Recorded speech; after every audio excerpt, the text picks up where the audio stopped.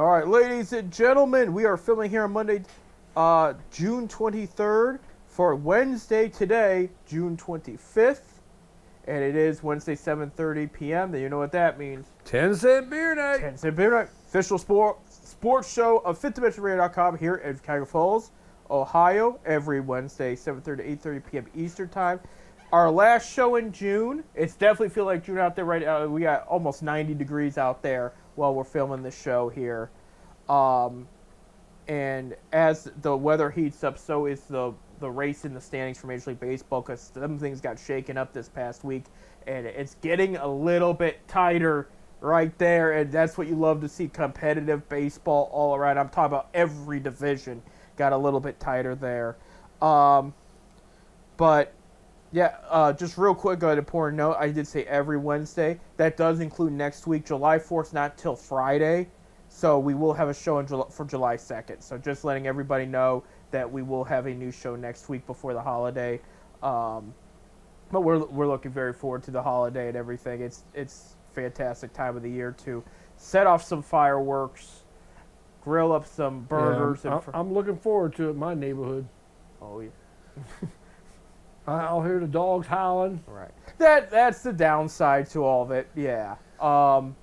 But other than that, definitely this is some of the prime baseball you're going to see of the season, and this is a great time of the year. Of course, you hear me say that about almost every time of the year, but for baseball, this is fantastic. And speaking of a fantastic outing, Guards had a great week last week, going 4 for 2. They did win each series. That was big. They did beat the Giants 2 games out of 3. All of them close. Won first one 3-2, then 4-2, then lost the last one 1-2. But that Giants team's a good team. So that was you're away, and you're the away team, I should say. Anytime you're on the road and you can take a series, you had a great week. We'll talk about this a little bit more in a little bit, but we do have some breaking news. Tyrese Haliburton of the Pacers did tear his Achilles last night. That's official. We'll talk more about that in a sec, but I didn't want to break because it just came in. So I just want to throw that out there. So we'll elaborate more on that when we talk about the conclusion of this past NBA season. But devastating injury you don't want to see, especially in Game 7 there. Then we go to the A's. They went down to Sacramento to play the A's there. Lost the first one 1-5, but then won the last two, only 4-2 and 3-0. So this is what it's telling me. And, of course, they were talking to, I think it was Bo Naylor they were talking to. They were talking to one of the guard players, and they said the attitude is to have the pitching at a high level where they just have enough hitting to win the game right now. Well, now, that's really all I got. Right. I mean, you're looking at the scores from last week. Again, a win's a win, and they beat a great team in San Francisco. I can't stress enough, they beat a probable playoff team if things stay the same right now in the San Francisco Giants. A's have not played that well, but again, they only did score 8 runs total that whole weekend series against the A's, but were able to take those 8 runs and win 2 of them, So the hitting really just literally did enough. And that's, like I said, we've talked about it all season so far. We don't have – if we don't score 4 runs, we're losing. right. It's simple as that, because we just don't got the bats. Our pitching better. If we score less than 4 runs, our pitching better be on. All right. And I'm saying, for the most part, if their pitching gives up more than 3, they're in trouble. They're in trouble. Yeah. I'm just looking at some of the previous scores this month so far. We just don't got that one big bat in the lineup. No. And I think the alarming thing is some people might think, okay, kind of old school baseball approach. If it works, and that's great. My issue is, all right, the bullpen has been solid. It's been better than what I thought it was going to be this year. The starting pitching has not been. I would say a B grade if I were to grade it. Like they're good. I wouldn't even give them. I'd give them a C. Really? The starting pitching. But I'm pretty sure that. Of course, we're still waiting for Beaver to get back. Right. We lost Ben Lively. He's out for the season. Right. So, but I don't know. Gavin Williams is either hit or miss. Right. He's been good of late, though. Yeah, but when he first started out the Right. season, it was hit and miss. It's very hit or miss. But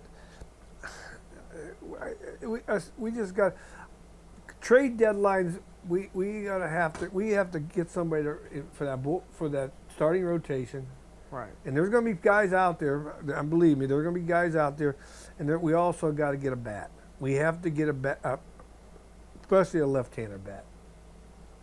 Right. I mean, we're just. I mean, you can't rely on one or two guys to do it all. No. You rely on Quan. He'll get on base. Right. You rely on Hosey, but sometimes I wonder about Hosey. I watched the game the other night.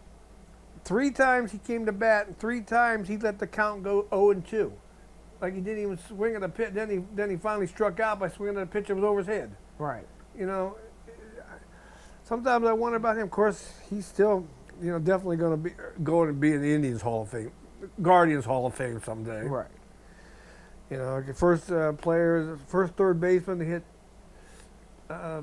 250 home runs and 250 stolen bases in a career. Right. First third baseman to ever do that. So, but I don't know. We don't got no bat. We don't got nobody. It really, personally, I don't believe the number 2 hitter and probably the 6th or 7th hitter. We just don't got guys down there. Your bottom 2 hitters usually ain't usually the best there anyway. Right.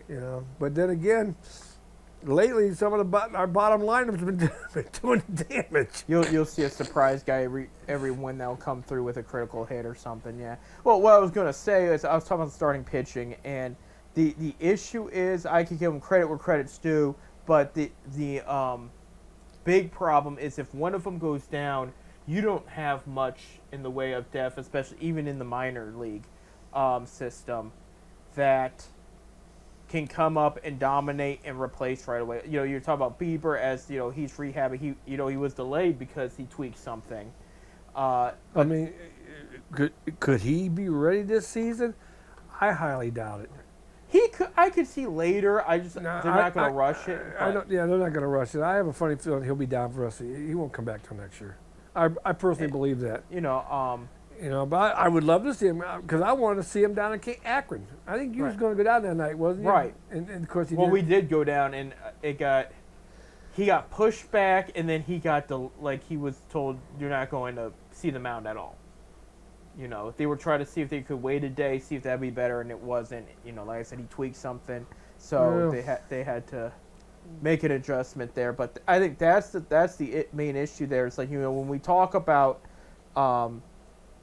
this era of the Tribe with this front office and everything, there's guards. This area of the guards.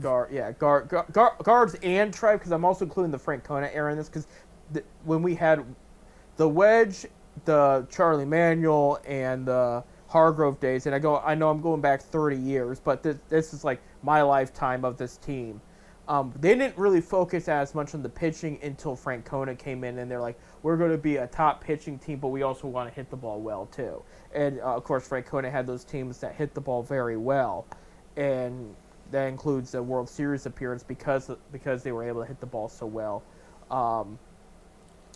But I bring it all up because when they had their starting 5, it was mostly healthy.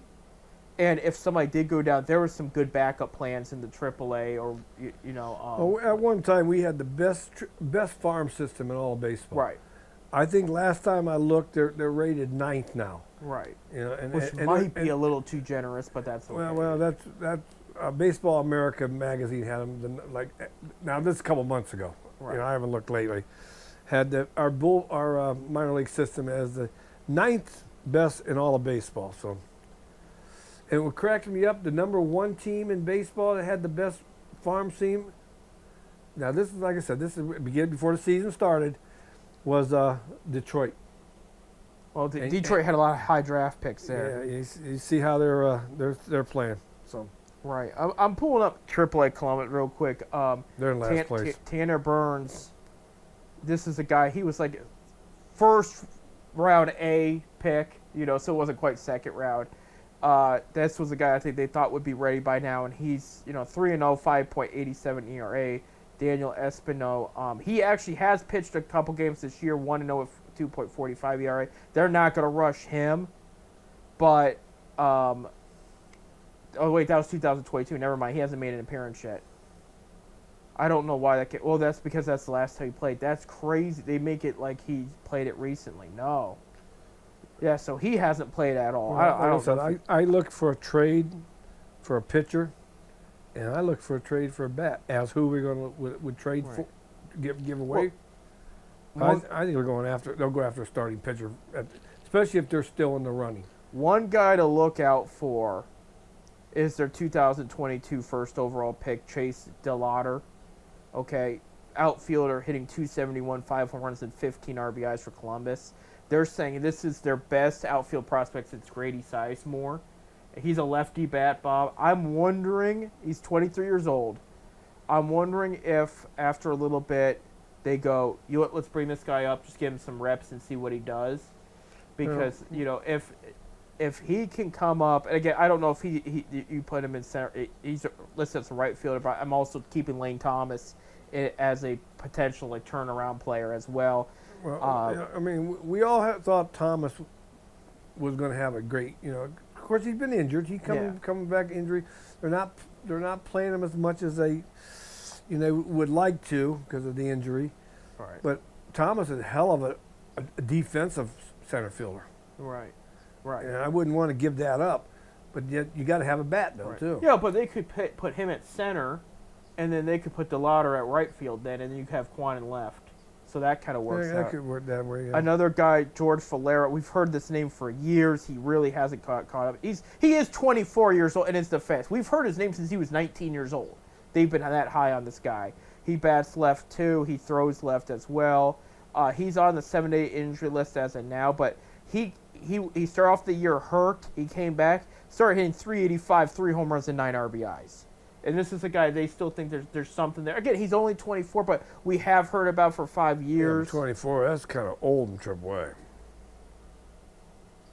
A lot of those guys, 23, 22.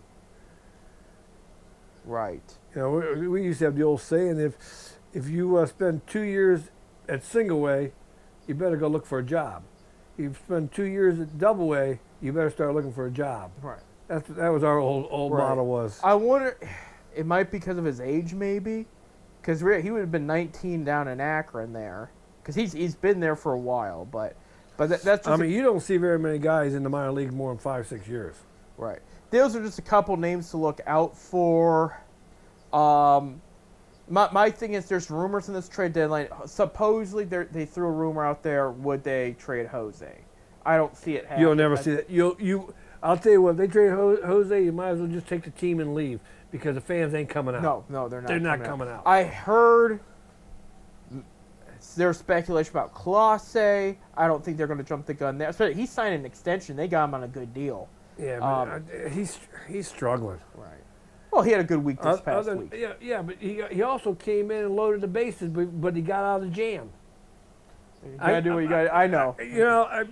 This is a guy that last year he came in. It was pretty much a done deal. Yeah, he didn't go to the playoffs, and then he gave up all the runs. Yeah, and then that was a problem there. But he's I don't know. Your last week of June for the Guardians in 2025. First of all, they're 39 and 37 right now. Excuse me. They're off today on Monday. Okay, while you're listening to this, they are playing the Toronto Blue Jays. They come home for Toronto. They've already played this game, but WKYC will host Tuesday's game. Guardians TV has the rest. They're going in this week. They're at home all week, so there's probably good firework nights and all that for the Guards there. This weekend they're going to play the Cardinals, who are actually pretty solid right now. So actually, both the Blue Jays and Cardinals are playing. So these are not going to be easy games, but if they play the way they did last week, they should be okay.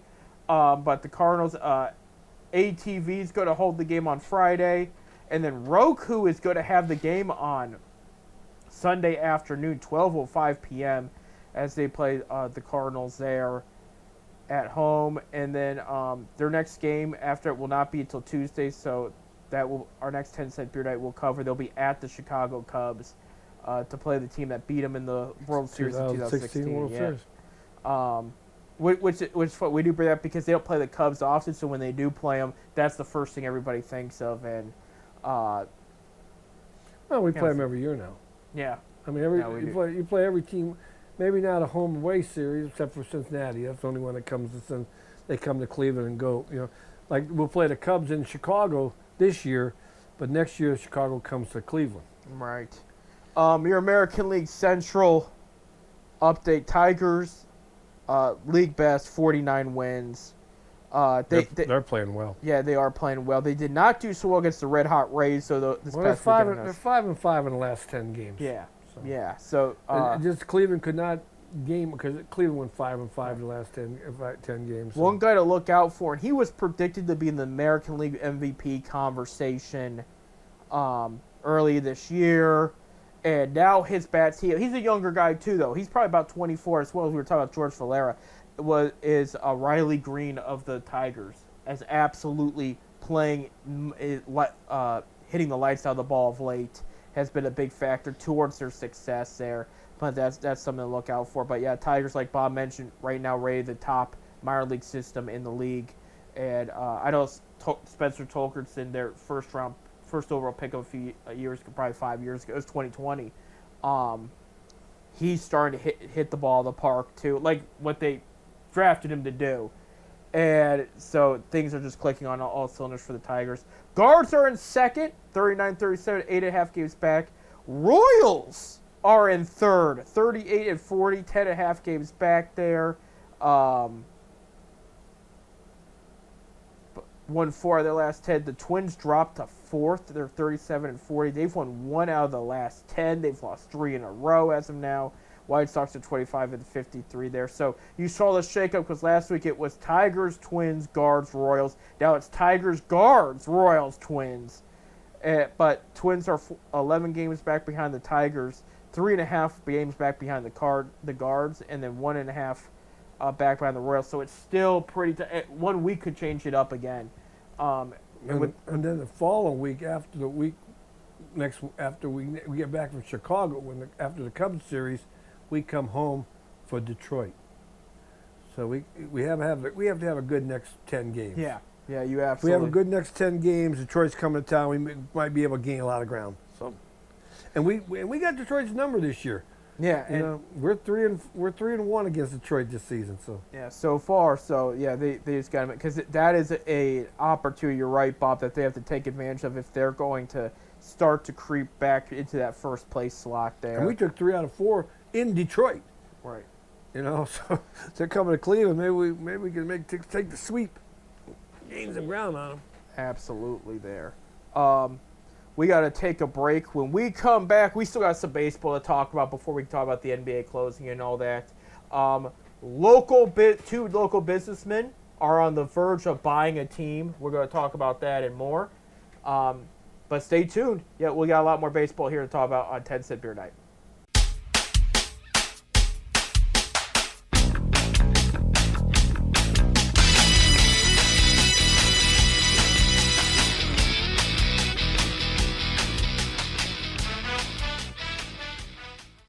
All right, welcome back to our second segment in today's 10 Cent Beer Night here at FifthDimensionRadio.com. I'm Seth. I'm Robert. Thank you guys for tuning in. Seriously, as Fifth Dimension Radio continues to get more and more thousands and thousands of listeners worldwide. Well, so we're gaining them, man.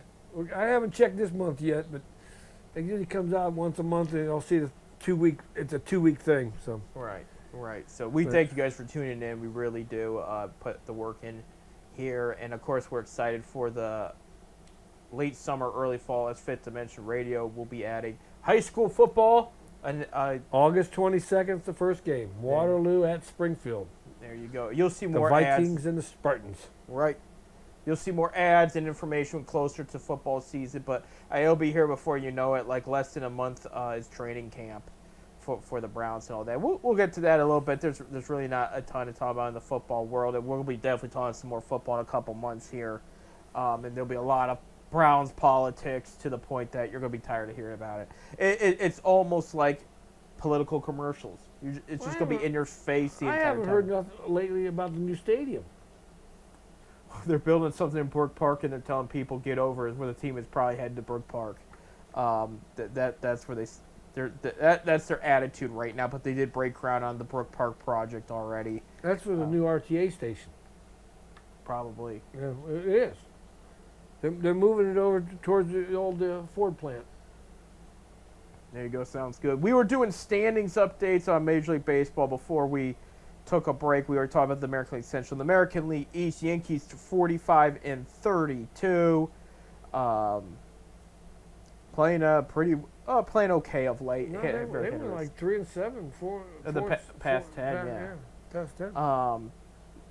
Depending who they play and whatnot. The red hot Tampa Bay Rays are 2.5 games behind at 43-35. They are playing great.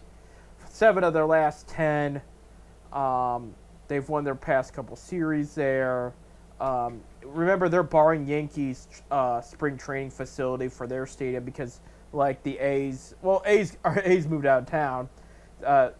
Rays stadium got destroyed in the last hurricane. They ripped the top of Tropicana Field up, and so they had to make adjustments there. And then a lot of more damage came when the rain came in the stadium, ruined everything and whatnot. Big news for the Rays, though. Okay, so they're sitting pretty. They're getting guys healthier. There's prospects potentially about to come up as well. They're in talks to sell, and the guy that is leading the sale is Patrick Zalupski out of Jackson. He's a home builder out of Jacksonville, Florida. The value of the team is $1.7 billion, but they said that there is a deadline he has to. I guess there is competition, but this is a guy that's really close to the sale. Along with Mr. Zalupski, the part owners involved into the buy-in on the Tampa Bay Rays include Bill Cosgrove from Strongsville, Ohio, businessman up there, and Jacksonville Jumbo Shrimp and Akron Rubber Ducks owner Ken Babby is in the pot to buy the team, along with Patrick Zalupski there. And so Babby, of course, he rebuilt both Canal Park and then the stadium for the Jumbo Shrimp down there. Both teams have done very well since Babby has taken over, so he might have a good amount of say in the team should the purchase of the Rays happen. And some ownerships do that where they kind of split responsibility. Some ownership, we know, weird example, Jimmy Haslam of the Cleveland Browns bought a stake in the Milwaukee Bucks. This past season, Bucks owner told Haslam he wanted more involvement from him because of his other teams and experience. And that Haslam was hands-on and talking and having conversations with Coach Doc Rivers as far as the team's future was. Mm-hmm. So maybe with Babby's experience, and I'm speculating here, I don't have any inside information or anything I want to throw that there. I don't know the guy personally. I met the guy a few times. I worked there, and I attend as a fan, and he's done a fantastic job in Akron. But because out of this group, he's got the most baseball experience, it makes you wonder if he's going to have a good amount of stake and say into the team's future. And I'll tell you what, the Rays, we were talking about teams with the best prospect system. Rays are in the top 5, and they've been there for a while. This is why this team is so good, because both pitching. Well, the thing about Tampa Bay, they don't draw. They don't. No, they've done well this year with the. I still think they're in the middle of the pack at attendance. So check attendance. They're not. I'll check that in a bit here, but yeah, I want to throw that out there, because Akron Rubber Ducks owner is in that conversation there. So, third place American League East playing the Guards this week are the Blue Jays at 41-36. Now, the trouble is with that, I'm pretty sure if he buy into Tampa Bay, he can't have the Arrows because they're different. It's conflict of interest between two major league teams. He might have to change it up there. I mean, this is an opportunity to get a major league team. Well, I understand that, but and Jumbo Shrimps or whatever they call them, well, who they the Marlins. See, like I said, I don't know if they would consider that conflict of interest being two major league teams affiliated. I don't know. That's yeah. You might have a change up in Akron, is what you're saying. Yeah, so, might have to have a change in ownership at Akron. Right. We'll see. Well, but definitely. I mean, I don't know the real ruling. I know there's a conflict of interest clause in these with these teams. Right. They first got to have the sale official before any moves can be made. But that's an interesting take there. Red Sox 40-39. Won 7 of the last 10. They've lost the past 2 though, but overall playing well against the Giants there. I did see. Yeah, I guess. Well, I should say. Let me rephrase that. But say play well without Rafael Devers. They did play the Giants in San Francisco this past week. Devers did homer off the team, but he didn't do so hot against them overall. So, the Red Sox are hanging in there. And then Orioles only 12 games back behind the Yankees at 33-44. So, and they're playing better as well. Except, I was talking about the red hot Tampa Bay Rays. Okay, not only did the Rays, who did they play this past week that was good? Other than they played somebody else, but they played the Orioles this past week. Orioles were up 8-0 in one game, and Rays came back and won 12-8. So I mean, like the Orioles still have their problems, and the Rays are showing you why they're legit. So I mean, the Orioles kind of. I thought they'd be doing better than what they are. Right. Now. Well, they're under a different manager now. Right. There, Mansaluna, down there. Who I had mentioned a few weeks ago used to coach the Rubber Ducks in Akron, and I had been in talks with him a handful of times. Now he's an interim or interim, yeah. So they've played actually better with him, though. That's what I was bringing up. So this American League East division is just, again, it's so close, it's so tight right now. 12 games ain't that far out. No. American League West Astros at first, 45-33. Seattle Mariners 39-37. Their catcher Cal Riley, that signed an extension before the season started, leads Major League Baseball with 31 home runs. That's going to be your starting AL catcher right there for the All-Star game. I guarantee it. They're saying that he's the biggest. You know the sad thing about that being in Seattle. Yeah. He don't get the recognition per se that they would in. Because the East Coast, they're 3 hours behind. Everything's pretty much done. Well, I see what you're talking about with the time zone and everything, and by the time they're done, most games are done by the time Seattle plays at home, I should say, or in their division, because it'd be like 10 o'clock on the average game. To us, our East Coast. I mean, we're hearing everything about, let's say, Judd and so all the other big names on the East Coast, and the Bostons and New Yorks and stuff like that. But then you got, like I said, those games are coming on out in the West Coast. We're in bed, right? So we don't know what this guy's doing. But supposedly he's hit as many home runs, if not more, than Judd has. He's hit more than anybody, more than Ohtani. He's at 31. Yeah, he's at 31 before June end. But see, hardly anybody knows that. Right. You know, because he's not the biggest name. His average is better than it normally. It's like at 267. But this is a catcher. Yeah. This is a catcher aren't known to be home run hitters. No. You know, and we're having a problem in fantasy baseball. We're at a time where catchers are not hitting the ball well at all. Okay, it's like there's a time in football when I first started playing fantasy football in the early 2000s. Early mid 2000s, receiving tight end was still hot. You had a good amount of receiving tight ends. If you at least nabbed one of them, you were good. There was a middle point, the 2010s, it dipped. And getting I'm not talking about just a decent, I'm talking about a great receiving tight end was tough. If you didn't get to them in a certain time of the draft, you weren't getting one the rest of the year. Now it's starting to come back up more, and your receiving tight end is playing, which I love, but I'm all for the receiving tight end.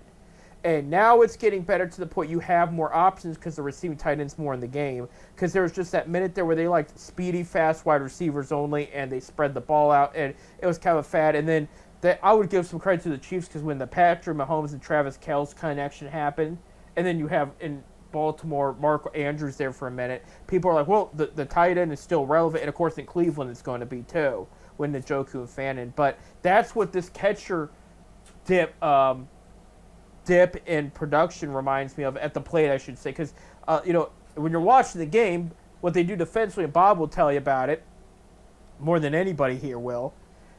You need a great defensive catcher to make sure that there's no pass balls and make sure to get the runners out stealing and everything. And the catcher is the general. Right. He's the general. He leads that team. He tells when it move in, move out. Right. He's the general. And when in fantasy baseball, defense don't matter. So you don't get points for any of that. So you only get points for what they do at the plate. And this is the guy, he's the number one in the league. You have a couple that are doing all right. Adley Rutschman of the Orioles is not playing as well as people thought. That was a name that was big on the rankings as far as fantasy catchers go. But the most of them are just not hitting the ball well, like you saw in years past. But this is a new breath of fresh air with Cal Riley, where it's like, okay, this guy's not only hitting the ball well, he's hitting more home runs than anybody. So, and he has a big ball of power is all he is. So Seattle's really done well with him. Yeah, he's tough. Like I said, I really didn't know much about the guy until I watched Cleveland in Seattle. Right. And they're talking about him and stuff. I said, this guy's got stats. I never heard of him. Right. I'm trying to think of who I should compare him to, as far as because one of the first was Ivan Rodriguez in his prime was a home run, but he didn't hit it like that. Like he wasn't a 20+ home run hitter every year either. Probably. I'm trying to think. Maybe a more power Victor Martinez in a way, because Victor could hit the ball out of the park, but this guy is hit. I mean, A-Rod. Not A-Rod. Not for catcher. No. I'm trying to think. I'm specifically talking catcher here. Pudgemeyer. Maybe if he were to be more consistent, and that's the thing is, this is only his second year of really good baseball from him. If this is his career going forward, we could say Mike Piazza one day. Could yeah, Mike Krause. That's who I was thinking of. Yeah, but the issue is, again, this is only his second season where he put up those numbers where Piazza was good from day one, you know. I mean, I wish the greatest catcher of all time had this power. That was Johnny Bench. Yeah, Johnny Bench. Johnny Bench was probably the greatest catcher of all times. Right. I mean, but he was not a power hitter. But he lifetime batting average of 320 or 319. He could hit the ball. Yeah, he could hit the ball. A lot of these catchers today, I cannot stress, it's not just about power and RBIs. They're not hitting for average. Like I said, a catcher's main job is to catch. Don't let that ball get past you. No. You know, you're going to get balls thrown in the dirt. Don't let that ball get by you. Right. Another guy I would throw in the conversation, don't forget Carlos Santana was a catcher when he came up. He was a catcher. I'll tell you, Carlton Fisk, too. Yeah. Carlton Fisk had some power. Right. But not no 30 home run power. No, but Santana could get you 24+ a year working behind the plate, too. I mean, yeah, Cleveland was spoiled with great hitting catchers there for a minute, and Sandy wasn't a huge home run hitter, but he got you 20-some a year. Yeah, he got 20. He probably averaged 20 a year. Yeah, you know, it wasn't his brother's bat, but I mean, wasn't. No. Of course, he didn't spit on an umpire either. But no. Let's go back. He didn't hit his girlfriend either. Yeah, so I mean, there's a whole story there. But anyway, Rangers 38-40. They're in third there. Angels 37-40, and then Athletics 32-48. So everybody in the American League West has 32 or more wins right now. So even the A's, they're 14 games back, but they're not playing. They're not playing good, but they're not playing horrible either. So I mean, if I were to, now, will they have one more year in Sacramento? I think next year. Yeah, there. National League East. Phillies are in first now, 47-31. 8 of their last 10. Playing much better. Trey Turner really taking the turn, having his best year in Philly so far. New York Mets in second, 46-32. I did see Francisco Lindor's been struggling of late. They've only won 2 of their past 10. Soto's been okay, but he hasn't been what he usually is. Braves at 35-41. There, I saw Chris Sale landed on the 15-day DL, so that's not good. Nationals 32-46. Another great week for their prospect outfielder, James Woods, who I was talking about last week. I think he's going to end up being a starter in the I think he should be considered to be voted as a starter for the National League outfield. I mean, he's playing very well right now. Marlins at 31-45, they're in last. National League Central, Cubs are in first, 46-31. 3.5 games behind them are the Brewers at 43-35. Excuse me. Cardinals, who are playing the Guards this week, are 42-36. Are in third place, 4.5 games back. Reds, winning record 40-38, 6.5 games back from the Cubs. Yeah, they're still in it. Yeah, absolutely. They've won 5 of their last 10. Things are getting a little bit better all around for the Reds. Pirates at 31-48. I did see Paul Skeens had another good game there. I think they've actually won back-to-back for him, which has been hard to. I think that might be the first time this year there. LA Dodgers 48-31. They're in first place there. Andy Podges, he's probably gonna be your starting center fielder in the National League for the All-Star game. A homegrown kid just beating the daylights out of the ball right now, playing very well. I was going to say something else there about the Dodgers, but I forget what it is, but they've been played well. Ohtani came back to the mound. Yeah. First good game. Did not get the win, but he played well. So there you have Ohtani. I did see you guys first time back on the mound. They limited him about 3 innings, but the long reliever out of the pen did very well. Giants 44-34, 3.5 games behind the Dodgers there. Padres 42-35, 5 games back. Big fight between the Padres and Dodgers, leading to both managers getting suspended, and the Padres closer there too. Just guys getting hit with baseballs and taking out aggression at each other there. Diamondbacks 39-38, 8 games back, and then the Rockies still have yet to win 20 games, 18-60 there. So that's your update there on Major League Baseball. We are out of time for our second segment. When we come back, your Oklahoma, not yours, but unless you're listening, Oklahoma City Thunder are your new NBA champions. We'll talk about that Game 7 and more. And the Cavs' potential plans since the draft is around the corner. Might be this week. Let me check.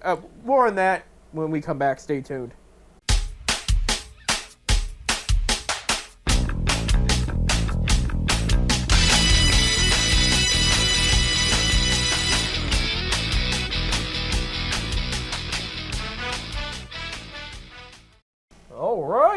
All right. We're ready for our last segment of 10 Cent Bear. Our last one for June 2025. That is crazy. We're going into the 7th month already. Right.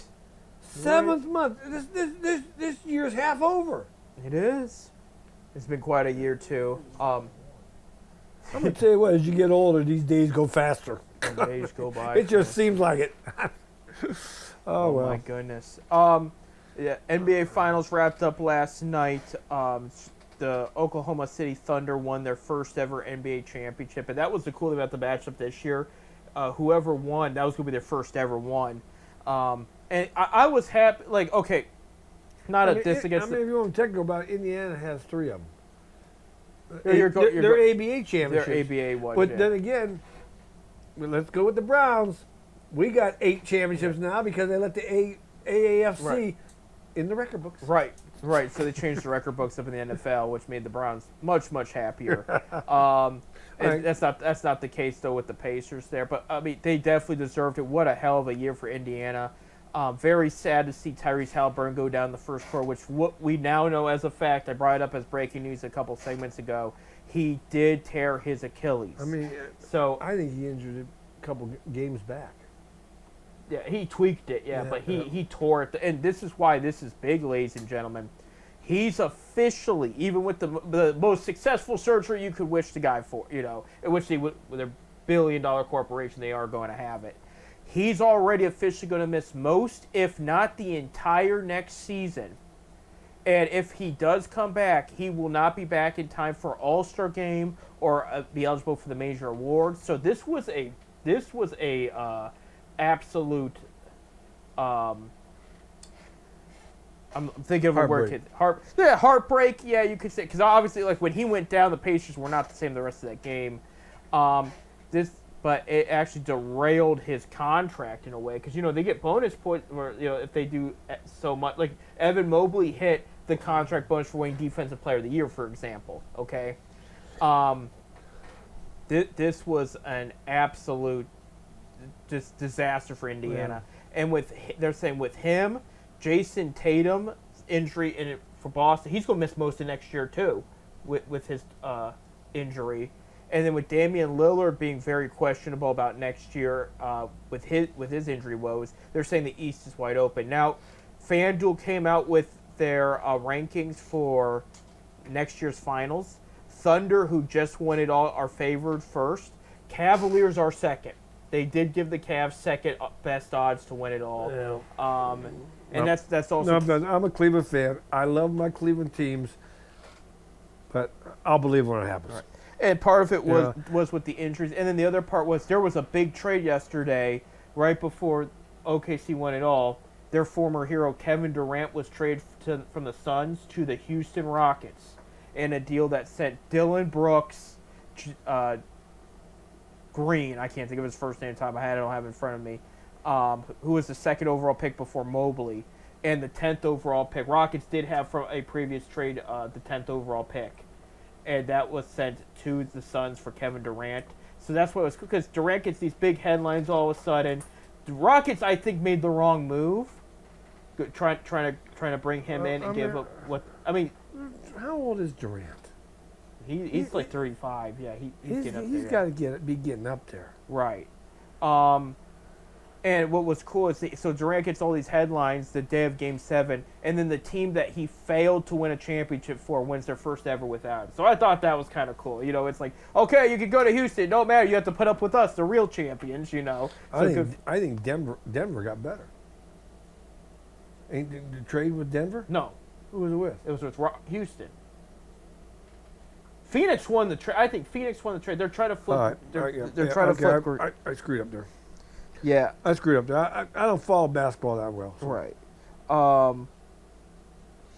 I follow my zips. I follow my basketball zip, and I'll tell you what, they're recruiting. Jalen Green there, which is big because here's the Jalen Green was the second overall pick in 2021. He was picked over Mobley. The Cavs swore Mobley was going to get taken by either Detroit or Houston. When he didn't, he fell to Cleveland. I guarantee you, if Mobley was selected instead, they don't do that trade. They don't send Mobley to Phoenix. So they're trying to say that this was not worth the second overall pick when they got Green. And Green's a good player, but he isn't that electric player they were trying to make him out to be for the second overall pick. So, like I said, I can't stress. Suns got, and I guess they're going to flip him. That's what the talks are about now with Phoenix, because they're kind of going a different direction there. Dylan Brooks, you know, that's a solid player to get there. But and then you got the number 10th pick, and they got 5 second-round picks too. So they'll be drafting. Actually, by the time you hear this, the draft will be underway. Right now, because it is this Wednesday here. So who do you think the Cavs will get? I mean, I'm sure they got a pick somewhere. Yeah. The Cavs have the 49th and 59th pick in the second round. Okay. Has there been any rumors or talks? They've scheduled a lot of workouts, but the main rumor that came out last week, and it was Brian Windhorst, former Beacon Journal, writer, was talking about, because now he's with ESPN and all that. He said, do not expect the Cavs to use those picks. He said they're either going to trade up or trade out. They said, I guess those picks are, because they're trying to make some trades happen, create some cap space and all that. And they said that the picks are being presented in a trade, and rumor has it, you know, it could be Isaac Okoro and Dean Wade in those trade talks there. Yeah, I remember you bringing that up. And both guys are on the trade block there, and it would open up some cap space. And these teams are saying, we like them, but we are more prone to take them if picks are with them, and that's where these picks might come in there. And you got to remember, with those second-round picks, it's hit or miss. They're not guaranteed to be anything or contribute right away. Past second-round picks that we've seen in the past few drafts, you know, Amani Bates is a hot one, because this is a guy that could next year come out and be part of the Cavs regular rotation. If he's not next year, he probably will never. That's probably where they're sitting with Bates, and I know he's due for he's a restricted free agent, and they'll probably work on a 1 year or 2 deal with him. The others, there was 1 year they had 3 second-round picks, and really none of them have panned out this far. As far as all those picks, though. One of them, they still have Europe rights to, a big center, 6-7 footer there, which they could use right now, but I don't know how good he is. So it's like these second round. I'm not saying they're dispendable. There is some value to them. You can get some good picks in the second round, but the Cavs are a win-now team at the same time. So, you know, you wave them around. And again, they also talk about trading up. If there's a prospect they really like, they may take a chance on somebody and trade up, and it'd probably be earlier in the second round than later. You know, I was reading an article. I found this interesting. We're talking about the Pacers, Bob, and you know them winning the East, and then they just fell short of winning their first ever championship.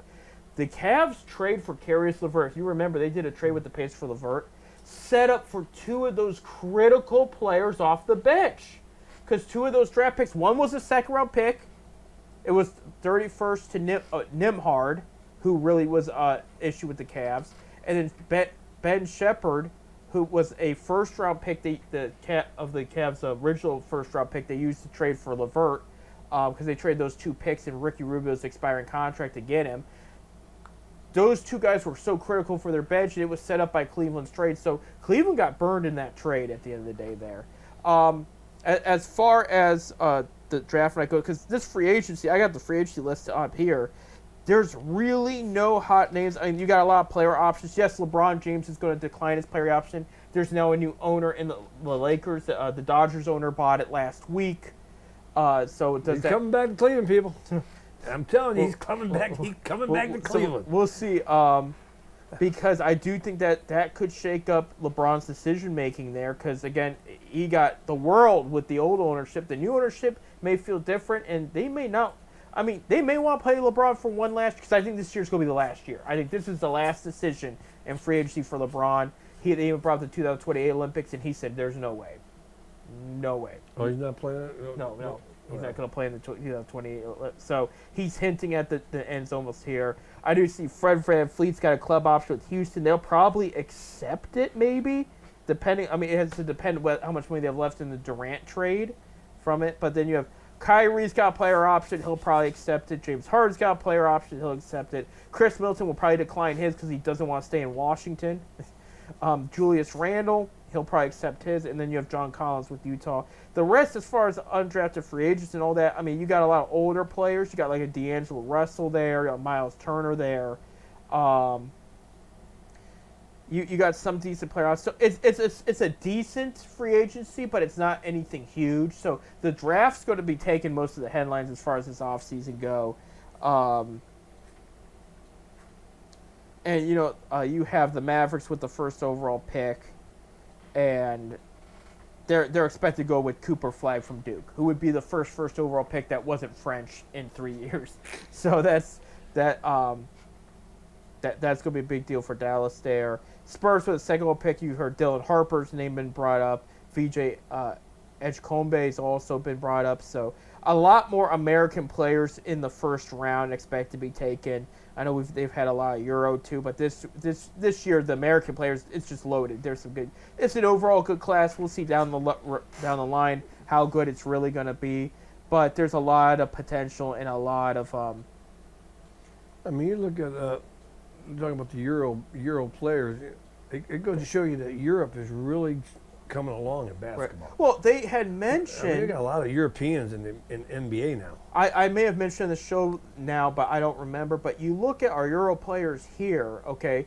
Giannis Antetokounmpo, okay, like just he was just great size. It took advantage of it. But I'm talking about specifically, your Nikola Jokic, your Luka Doncic, your first overall picks with Wembanyama and I can't think of the guy's name that went to Atlanta last year, and all these guys, they all around, like, some of them are 7'2" centers, some of them are 6'7" forwards, and like Doncic, they're playing the post, they're also playing point, and yes, even Jokic is playing point too, and they're hitting long shots, and they're like, how are these guys doing everything? Because in U.S. we look at you, and like they looked at me, for example. Of course, I'm not a pro basketball player, but when I played in high school, they said, you're built like a shooting guard, you're going to play shooting guard, okay? In Europe, they don't care how big you are. They're like, okay, you're going to play with us, all right, we're going to teach you every position and how to master it. So you could have a 6'2" guy in high school that mainly plays point guard. He's boxing you out down low. You could have a 7-foot guy, he's running the ball up, he's hitting three-point shots, and this is why it's been more of a intriguing pick with some of these teams, because before it was so hit or miss in overseas. Yeah. You talk about the Cavs brag about hitting on the Zydrunas Ilgauskas pick. He was from Lithuania. What they don't brag about was, okay, Ilgauskas was the second first-round pick they had in that draft. The first one was the 8th overall pick. They picked a guy from Romania over Kobe. Okay, the Romanian guy, he lasted. I mean, he was in the league shorter than Anthony Bennett's time. Well, somebody didn't do their scouting report. No, he did not do anything. Like, literally, like, he was. So he's using Kobe in Cleveland? He probably would ask for a trade like he did with New Orleans. Because remember, he was originally drafted by the Hornets, and then he's like, no, I want out of here. That's how that started. But yeah, they picked him over Kobe, and it was just a bad. There's other examples too, So, but that's why like I don't know why anybody wouldn't want to be in Cleveland. It's a great city. it is, and now they do because Dan Gilbert pays people, so that's what they like. So as far as the Cavs go, what's going to happen? They're probably going to just try to clear space, make sure they can get Ty Jerome and Sam Merrill back. That'll be the focus, but they're going to stand pat with what they mostly have. However, that being said, this was interesting. Shams from ESPN reported analyzing who came close to Durant outside Houston. Okay, Spurs didn't sound like they were as interested as Durant wanted them to be. Okay, Miami had a deal on the table, but unwilling to unload on 3 different players and draft picks that Houston really wanted. Not Houston, Phoenix really wanted. Okay, they said the wild card, never mentioned what was on the table. Cavs offer. Yes, Cavs had an offer despite reports saying they weren't going to touch him. There was an offer on the table by Cleveland. They liked it, but not as much as Houston. Well, Houston gave him a good amount, so they got him 2 critical. They got win now players in the 10th overall pick and 5 second round picks. So I don't know what was on the table. I'm going to assume to you because Kevin Ott's now down there. I would not put it past it if it was Garland and Allen in second round picks. For Durant? Yeah, For the cap room, yeah. I think I know teams are calling up Garland, but not only would the Guardians have nobody up there, the Cavs won't have nobody up there. right, Might as well move them out too. right. Well, it didn't happen, and Cavs. It's going to be a boring offseason, but it's going to be I necessary mean, offseason. Garland's a fan favorite. Right, and he's got to heal from his toe injury. I guess it was more significant than we thought it was. So, there you go. You know what? My coach used to always say, tape it up and get the hell out there. Well, he did. it bothered him some more, but it happened there. So, so as far as the Cavs go, it's going to be an interesting week because you will see a move. I don't think they're going to use the 49th or 59th pick either. I think you're going to see some kind of move there before, but there has been some trades made there. But congrats on OKC. We know how it feels to win our first NBA Finals championship 9 years ago. It'd be nice to win it all on the 10th anniversary, but there's a lot of work to do between now and then. But I don't think I congratulate Indianapolis too. Oh, great. The issue is now Halliburton's a big part of that team. What are they going to look like next year? Now, they'll be in the playoffs for sure with what they have left. But you might as well say almost everybody makes play. I mean, you got 12 teams in 12 teams in each conference. How many? You got? Eight teams in 18 make each conference final. No, 10 teams because they got the play-in The 9th games. and 10th, that's not playoff, though. That's play-in. Well, they still got to play to get in. Right.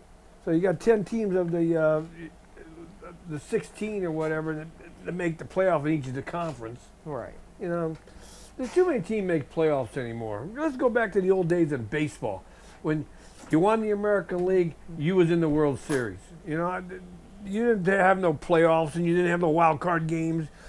I don't say get rid of the playoffs. No, But it ain't a playoff. You go right to the World Series. There's your playoff.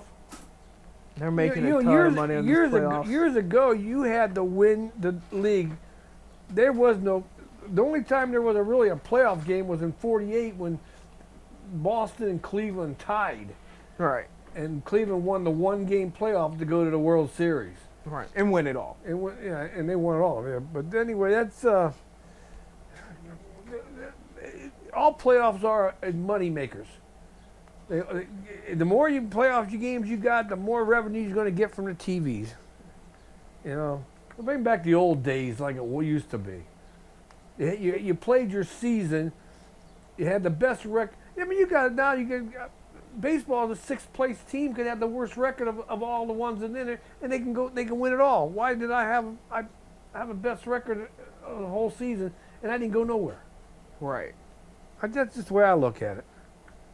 Well, you got to prove you're the best there. Cavs had the best record in the East. They did not prove they were the best. Well, they're right there is a perfect example. They had the best record in the East. They should have been. They should have never got beat. Right. So they should have just went right to the championship game. They did though. No, it's gonna be interesting. This draft, see who moves up, see who moves out, see what happens. But yeah, the draft's tonight. If you're listening to this, it is Wednesday, so the first couple picks have probably, or more than couple.